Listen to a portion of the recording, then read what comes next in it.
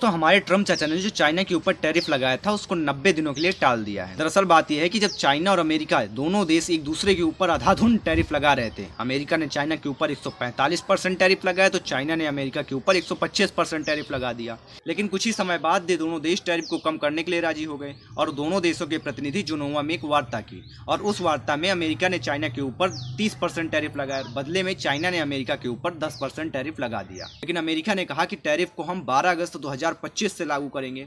अब हैरानी वाली बात यह हुई कि 11 अगस्त 2025 को हमारे ट्रम्प चाचा ने एक एग्जीक्यूटिव पर साइन करके इस टैरिफ को 90 दिनों के लिए बढ़ा दिया गया है। दोस्तों मैं आपको बता दूं कि ट्रम्प चाचा ने कोई हवा में साइन नहीं कर दिया। अभी हाल ही में स्कॉटलैंड में दोनों देशों के बीच एक व्यापार वार्ता हुई थी और ये पहली बार वार्ता नहीं हुई। इससे पहले भी जुनोवा में 11 मई 2025 को एक वार्ता हुई थी जिसमें 90 दिनों के लिए टैरिफ को टालने की सहमति बनी थी। लेकिन अब देखना यह होगा कि आखिर ट्रम्प चाचा करने क्या वाले हैं, क्योंकि ट्रम्प चाचा का काम ही हो गया है टैरिफ से खेलना।